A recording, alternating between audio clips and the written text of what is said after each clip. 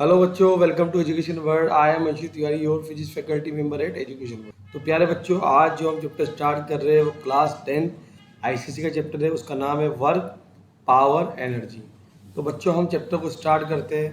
तो जैसा कि बच्चों मैं आपको बता दूं, इस चैप्टर में हम जो पढ़ने वाले हैं वो वर्क,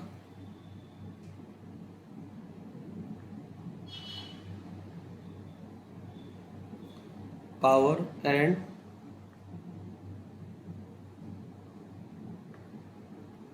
एनर्जी, तीनों के बारे में हम पढ़ेंगे। सबसे पहले हम क्या स्टार्ट करेंगे, हम पढ़ेंगे बेटा वर्क के बारे में, कि वर्क क्या होता है, कितने टाइप्स के वर्क होते हैं, इनके बारे में हम डिस्कस करेंगे। तो वर्क क्या होता है? जब भी हम किसी ऑब्जेक्ट को पर फोर्स लगाते हैं तो वो ऑब्जेक्ट क्या करता है। जैसे माना ये एक ऑब्जेक्ट है, इसका मास स्मॉल m है, इस पर आपने फोर्स लगाया, ठीक है। फोर्स लगाने के बाद क्या हुआ, इस ऑब्जेक्ट ने डिस्प्लेस करा, माना एज डिस्प्लेसमेंट करा, तो वर्क डन क्या हो जाएगा, product of force and displacement. Product of force and displacement, ये आपका क्या हो जाएगा, वर्क डन हो जाएगा। तो हम लिख सकते हैं work is done to B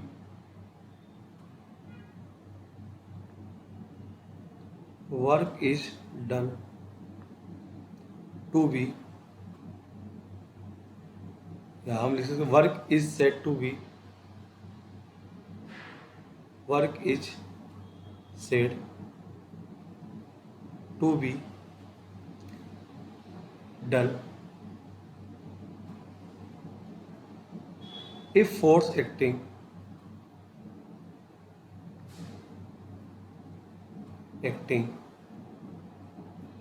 on a body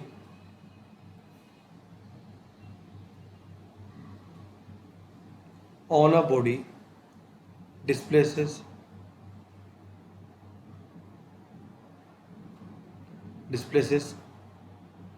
the body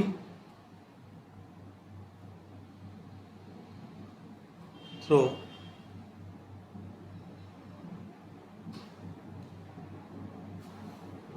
a certain distance in the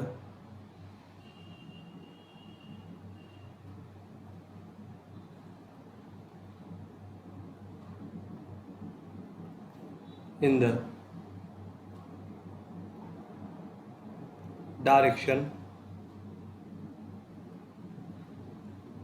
of force applied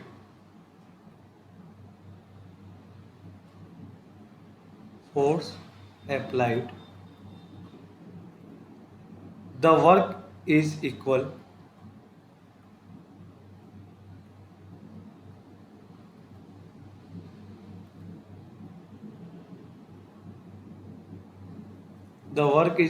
to the product of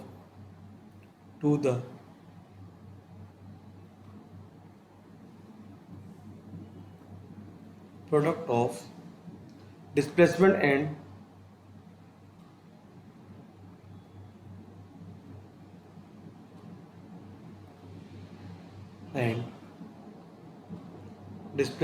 and component of force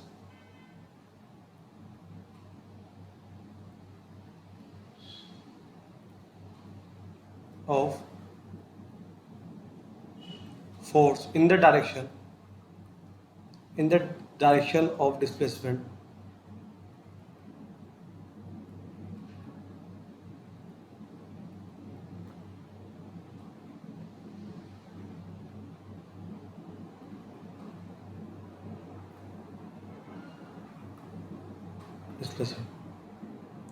W equal to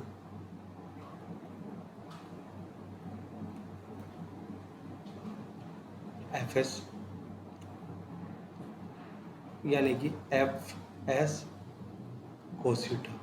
जैसा कि बच्चों हम जानते हैं W equal to product of force and displacement, यानी क्या हो जाएगा, A dot B, A B cos theta, इसलिए Fs कोस थीटा।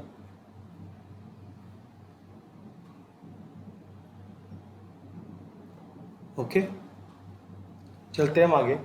इसको अगर हम बात करें यहाँ पर SI unit, work equal to हम जाते हैं एफ डॉट एस। ऐसा यूनिट क्या होती है इसकी,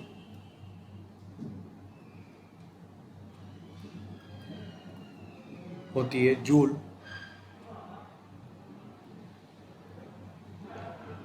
CGS unit erg. Relation between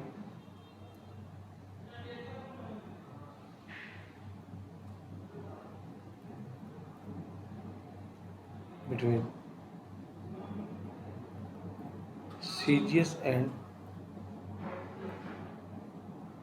अर्ग की बात करें अपन, तो हम बोल सकते हैं 1 जूल इक्वल टू 10⁻⁷।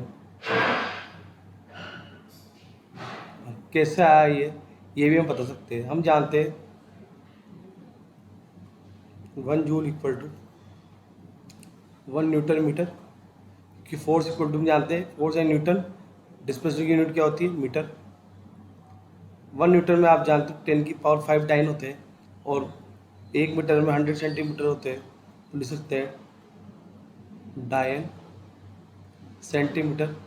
तो हम लिख सकते हैं 1 जूल, डायन सेंटीमीटर किसके इक्वल है, अर्ग के 10⁻⁷ अर्ग।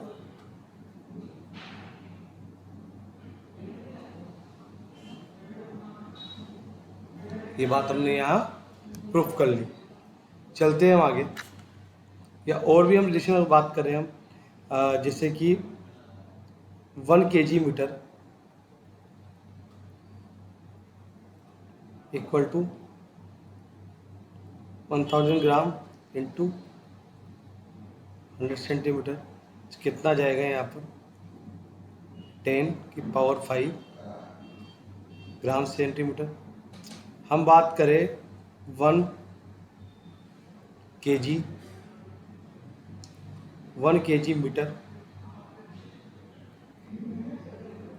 9.8 न्यूटन मीटर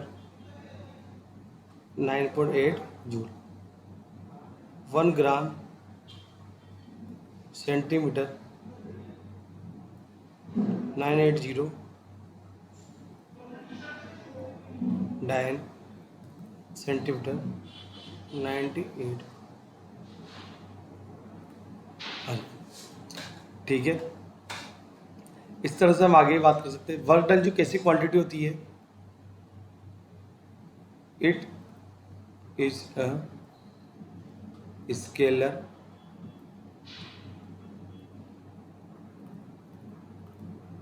क्वांटिटी। कैसी क्वांटिटी होती है, स्केलर क्वांटिटी। आगे की हम बात करते हैं नेक्स्ट पेज पे।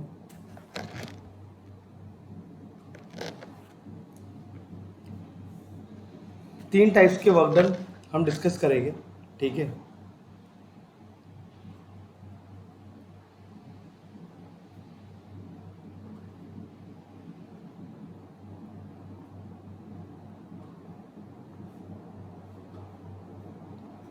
टाइप्स ऑफ वर्क डन है, फर्स्ट है हमारा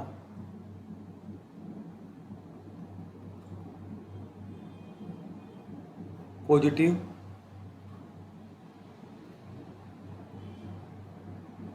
वर्क डन। सेकेंड है हमारा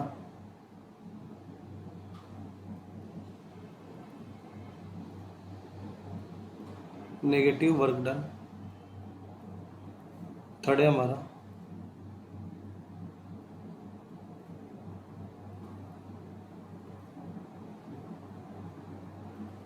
जीरो वर्क डन। तीनों वर्क डन के बारे में हम बारी बारी से चर्चा करेंगे। फर्स्ट हम स्टार्ट करते हैं हमारा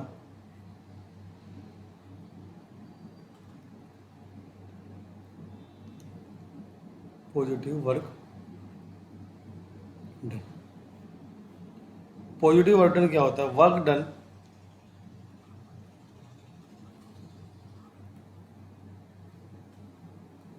by gravity on a free falling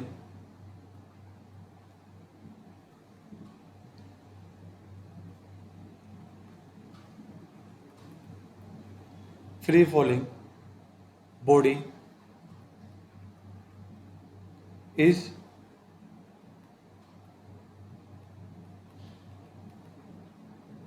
positive. अगर हम बात करें यहाँ पर, जैसे हमने मान लो ये एक ऑब्जेक्ट है, इसका मास स्मॉल m है। इस ऑब्जेक्ट को आप यहाँ से फोर्स लगा रहे हो, एफ फोर्स। ये ऑब्जेक्ट किधर मूव कर रहा है, हमारा टो है ये, इस डायरेक्शन में मूव करेगा, यस और नो। यानी कि जिस डायरेक्शन में फोर्स लग रहा है उसी डायरेक्शन में क्या लग रहा है, ऑब्जेक्ट क्या कर रहा है, डिस्प्लेस कर रहा है। यानी फोर्स एंड डिस्प्लेसमेंट दोनों की डायरेक्शन क्या है, सेम है। ठीक है, तो ये क्या आपका पॉजिटिव वर्क डन होगा। यहाँ जो एंगल होगा थीटा, वो 90 डिग्री से क्या होगा, हमारा छोटा होगा, 90 डिग्री से छोटा होगा। ठीक है, चलते हैं हम आगे नेक्स्ट प्रॉब्लम की तरफ।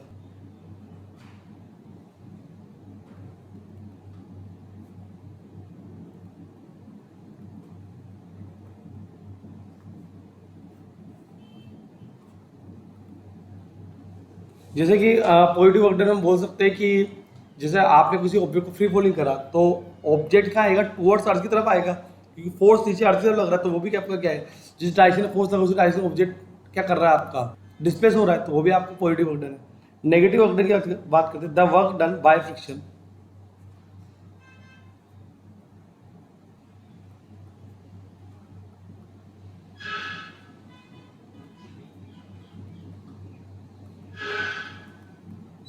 Done by friction, force on a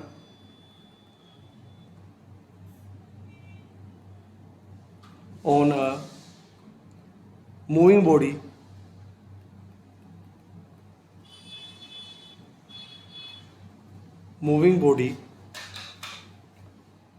in is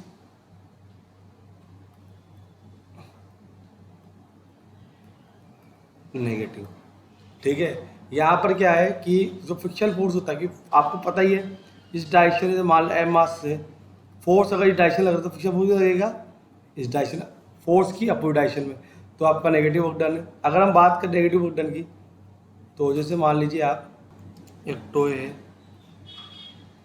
M मास का, हमने क्या करा, फोर्स लगा रहे डायरेक्शन में, ऑब्जेक्ट डिस्प्लेसमेंट क्या कर रहा है इस डायरेक्शन में, यानी कि force and displacement both are opposite direction, तो नेगेटिव वर्क डन। यहाँ जो थीटा होगा वो 90 डिग्री से तो क्या होगा, बड़ा होगा, लेकिन 180 से क्या होगा, छोटा होगा। तो ये आपका नेगेटिव वर्क डन। चलते आगे नेक्स्ट जीरो वर्क डन की तरफ।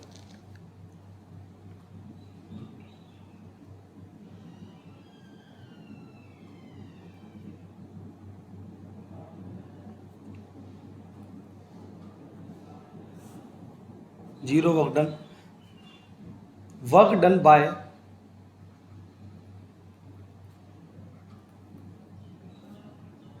By electrostatic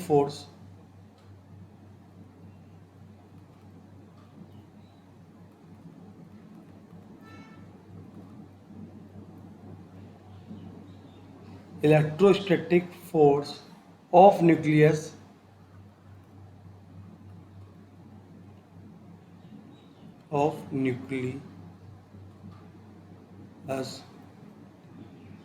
on electron revolving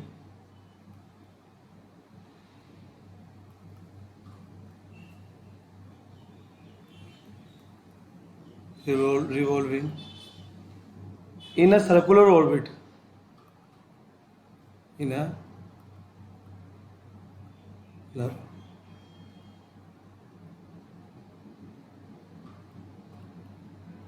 circular orbit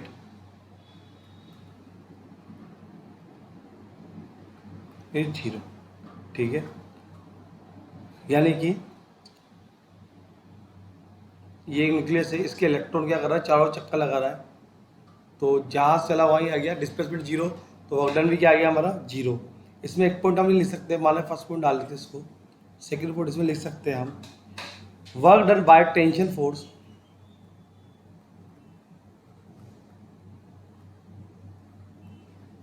bye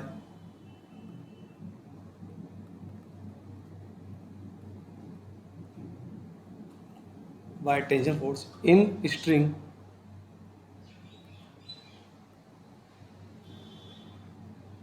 on stone,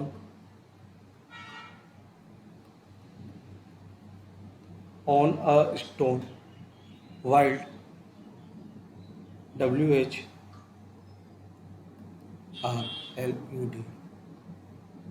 in a circle is zero,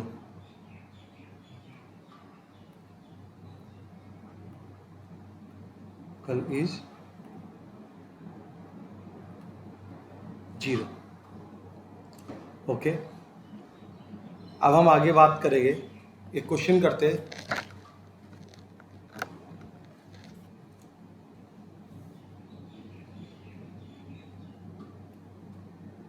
question है, what is the work done?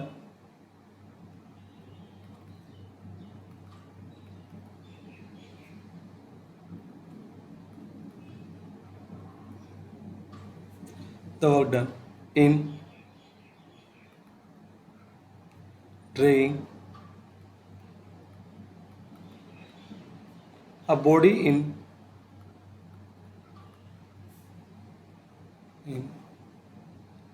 horizontal direction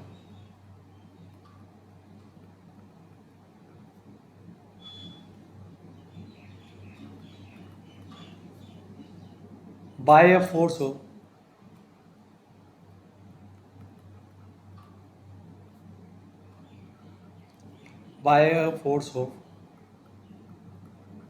40 Newton acting at angle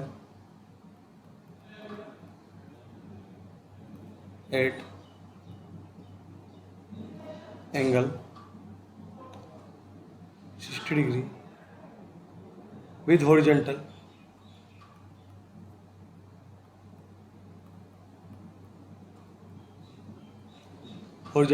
through a distance of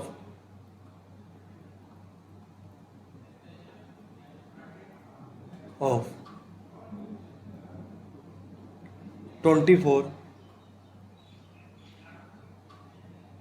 metre.